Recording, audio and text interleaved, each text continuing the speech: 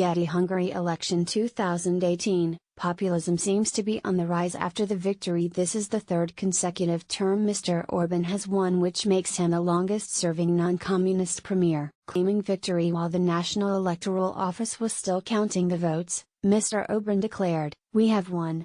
The re-election of Mr. Orban will reinforce the EU veto role the governments of Hungary and Poland have designed themselves as the Visegrad Group, which they form with Slovakia and Czech Republic in the EU.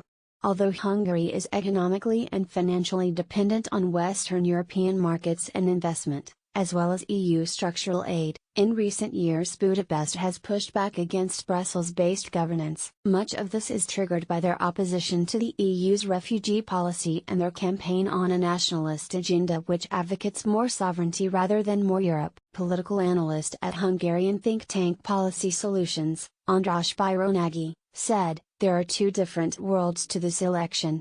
To the outside world, it's all about migration and conspiracy theories. But for many opponents of Orban in the country, social issues and corruption allegations are more important." Orban's far-right rhetoric is even more extreme than President Donald Trump when it comes to migration. The country has shifted to the far right and, in doing so, has become a role model for such parties with similar ambitions in Austria, Germany, and France.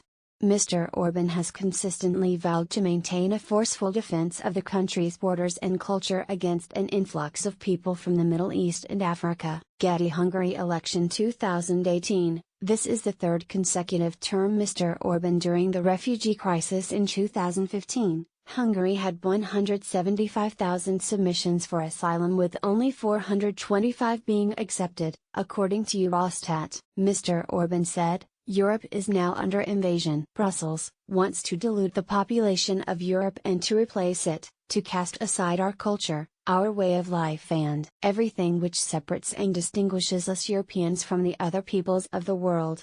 Rising populism also undermines France and Germany's focus on centralism and order, which could undermine the euro. The election will also strengthen Italy's Eurosceptic five-star movement's case to govern and embolden more populist movements in Poland and Austria. The Italian election resulted in no overall majority for any party but saw the five-star movement win the majority share of votes. Getty Hungary election 2018. The election will also strengthen Italy's Eurosceptic five-star movement. Speaking about the election, the former Italian Foreign Minister Franco Frattini told RT's Going Underground that the Italian election results should be a wake-up call for the European Union to stop dictating rules to its member states. He said, "It is absolutely true that those who win the Italian election want to rediscuss the current European policies and the European and the Italian position vis-à-vis Europe.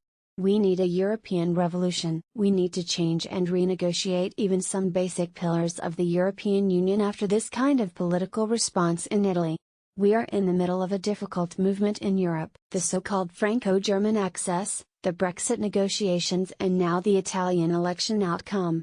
Hungary is not in the euro, so it is unlikely to be affected immediately, but it could cause uncertainty in the future. If investor anxiety over the success of the EU grows due to a rise in populism, it could start to affect the value of the euro, according to sources.